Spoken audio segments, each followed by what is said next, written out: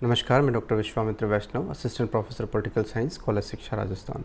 प्रिय विद्यार्थियों, गांधी जी का हमारे जीवन में महत्वपूर्ण योगदान है। गांधी जी न केवल भारत के एक प्रमुख विचारक, मार्गदर्शक, राष्ट्रपिता हैं, बल्कि गांधी जी के विचारों का प्रभाव पूरे विश्व पर है। और आज जिस तरह से अंतर्राष्ट्रीय परिस्थितियां बन रही है, जिस तरह के दुष्परिणाम हम इन अंतर्राष्ट्रीय या पूरे ग्लोब पर जो देखते हैं, उन सभी का अगर समाधान को खोजने की हम कोशिश करें तो वे गांधी जी के विचारों में हमें ज़रूर मिलते हैं।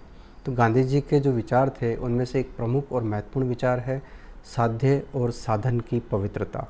तो आज हम साध्य और साधन की पवित्रता विषय पर चर्चा करते हैं।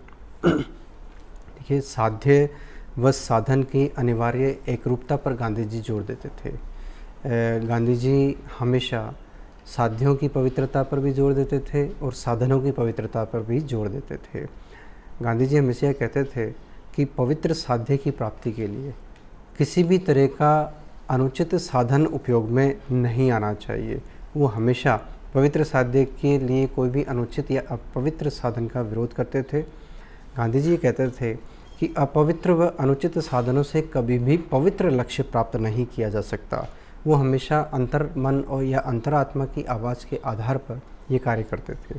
हम ये भी जानते हैं, गांधी जी ये कहते हैं कि व्यक्ति को अपने जीवन के दृष्टिकोण में साध्य की तुलना में साधनों की पवित्रता पर अधिक बल देना चाहिए। देखिए, ये कितनी महत्वपूर्ण बात है कि गांधी जी ये कहते हैं कि साध्य पर तो हमारा बस नहीं चलता, साध्य तो हम सिर्फ तय कर सकते हैं, लेकिन हमारे जो नियंत्रण की जो स्थिति है, जिस पे हम नियंत्रण रख सकते हैं, साध्य और साधनों में हमारा नियंत्रण केवल साधनों पर होता है। तो जो चीज़ हमारे वश में है उस चीज़ को हम हमारे मन से नियंत्रित कर सकते हैं। तो वही कहते हैं कि साधन हमारे नियंत्रण में है और हमें उसके प्रति बहुत संवेदनशील होना चाहिए, उनके प्रति पवित्रता के दृष्टिकोण से हमें कार्य करना चाहिए। गांधी जी कहते हैं कि गांधी जी जो है मानव जीवन के नैतिक प्रयोजन में विश्वास करते हैं। देखिए, गांधी जी कहते हैं कि व्यक्ति के जो तात्कालिक लक्ष्य है और जो तात्विक लक्ष्य है, जो वास्तविक लक्ष्य है, उनमें फ़र्क होता है। देखिए, तात्कालिक लक्ष्यों की प्राप्ति वो हिंसक और अपवित्र साधनों से प्राप्त करता है, लेकिन गांधी जी कहते हैं कि व्यक्ति को अपने जीवन के अंतिम लक्ष्य को समझना चाहिए, है ना।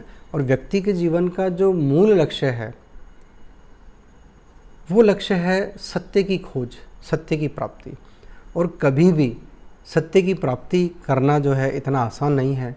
उसके लिए हमें नैतिक रूप से पवित्र बनना पड़ेगा, हमारे मन को हमें शुद्ध करना पड़ेगा।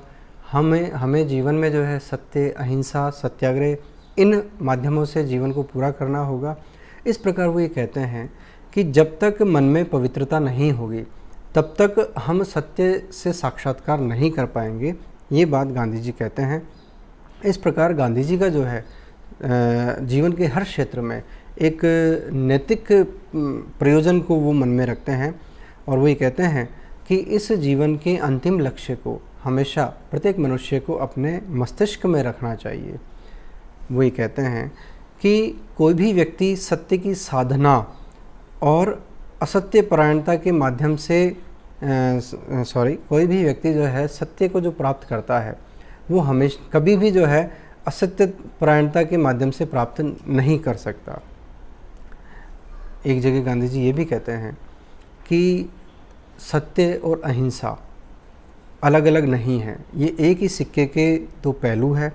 तो जब हम कभी भी कोई भी साध्य निर्धारित करते हैं तो हमेशा उन साध्यों को प्राप्त करने के लिए हमें हमारे मन में सत्य और अहिंसा के विचार को ध्यान में रखना चाहिए। देखिए, गांधी जी का जो विचार था वो बड़ा समृद्ध था, बड़ा व्यापक था। गांधी जी का जो दृष्टिकोण था या उनका जो विज़न था वो पूरे विश्व में शांति चाहते थे। यानी उनका जो संपूर्ण विचार है उस पर बहुत ज़्यादा प्रभाव भारतीय दर्शन का रहा। वेद, उपनिषद, भारत के धार्मिक ग्रंथ, अन्य धर्मों के ग्रंथ जिनका उन्होंने अध्ययन किया, उन सब का उनके ऊपर प्रभाव पड़ा। और देखिए, अगर हम हमारे चिंतन में अगर वेद जो लिखे गए हैं और वो जो लिखे गए हैं उन लिखने के पीछे जो मूल मंतव्य है, वो मूल मंतव्य ये है कि विश्व कल्याण, है ना, पूरे सृष्टि का कल्याण हो, है ना, सत्यम शिवम सुंदरम की वहाँ पर अभिव्यक्ति होती है हमारे वेदों में। वही उन्हीं विचारों का प्रभाव गांधी जी के ऊपर था। तो गांधी जी कहते हैं कि हमारा जो व्यवस्था है, जिसको हम राज्य कह सकते हैं, जिसको हम समाज कह सकते हैं, जो पूरा विश्व है, जो मानव समुदाय है, तो इसके लिए सामाजिक और जो राजनीतिक आचरण होता है एक व्यक्ति का, उसके लिए वो साधन की पवित्रता पर जोर देते हैं, बल देते हैं। वही कहते हैं कि आदर्श सामाजिक और राजनीतिक व्यवस्था की स्थापना केवल और केवल सत्यनिष्ठ और अहिंसक साधनों के माध्यम से प्राप्त किया जा सकता है। इस प्रकार हम गांधी जी के इन विचारों को समझ सकते हैं। यहाँ पर गांधी जी बोल्शेविक क्रांति का उदाहरण देते हैं कि उस बोल्शेविक क्रांति का लक्ष्य तो बहुत पवित्र था, किसी भी तरह का कोई भेदभाव ना हो, और लेकिन इस समान समाज की स्थापना के लिए जिन साधनों का वहाँ प्रयोग किया गया वो हिंसक साधन थे।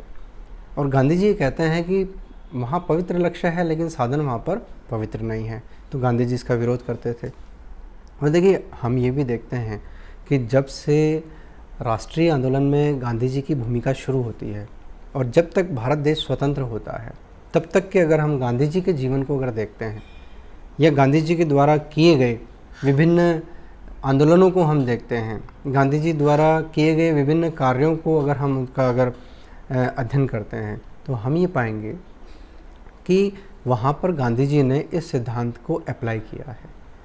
साध्य भी पवित्र रहे हैं गांधी जी के, और उनके लिए साधनों की पवित्रता पर भी उन्होंने पूरा जोर दिया है। इस प्रकार हम ये देख सकते हैं कि गांधी जी का जो आदर्श राज्य है, जिसको वो राम राज्य की संज्ञा भी देते हैं, उस आदर्श राज्य में दिए गए गांधी जी के जो विचार हैं, उन विचारों से भी हमें ये लगता है कि गांधी जी जो है मनुष्य को आंतरिक रूप से उसको नैतिक दृष्टिकोण से एनलाइटेंड करना चाहते थे। इस प्रकार जो है गांधी जी साध्य और साधनों की पवित्रता पर जोर देते हैं। और यहाँ पर हम गांधी जी के विचारों का जो है अगर हम तुलना करें, हम अगर विशेष रूप से मैकियावेली के राजनीतिक दर्शन से हम तुलना करते हैं, तो देखिए मैकियावेली का जो लक्ष्य था वो भी इटली को यूनाइट करना था। वो जो तत्कालीन परिस्थितियाँ उस समय इटली देश की थी, तो उस समय वो उन परिस्थितियों से या इटली की उस स्थिति से मैकियावेली बहुत दुखी था और उस इटली को यूनाइट करने के लिए, वापस उसके गौरव को स्थापित करने के लिए वो राज्य की सुरक्षा का दर्शन देता है। लेकिन वहाँ पर वो ये कहते हैं कि हमारे लिए राज्य की सुरक्षा महत्वपूर्ण है, साधन सदैव ही अच्छे माने जाएंगे। तो इस बात का गांधी जी जो है विरोध करते हैं, और ये बात गांधी जी के साध्य और साधनों की पवित्रता से बिल्कुल अलग है। इसके साथ ही अगर हम हॉब्स का निरंकुश राजनीतिक तंत्र देखते हैं, तो वहाँ पर भी गांधी जी के विचारों से बिल्कुल कोई समानता नहीं है। वहाँ हम गांधी जी के विचारों की महत्ता को हम महसूस कर सकते हैं कि कैसे जो है वो व्यक्ति को खुद को ही अनुशासित करने का पाठ पढ़ाते हैं। इस प्रकार हम ये देख सकते हैं कि गांधी जी जो है हमेशा अंतरात्मा के आदेशों के पालन के लिए समर्पित थे। इस प्रकार गांधी जी के साध्य और साधनों की पवित्रता के विचार को हम समझ सकते हैं, और उन्हीं विचारों को उन्होंने पूरे राष्ट्रीय आंदोलन के दौरान उनका प्रयोग किया था। धन्यवाद।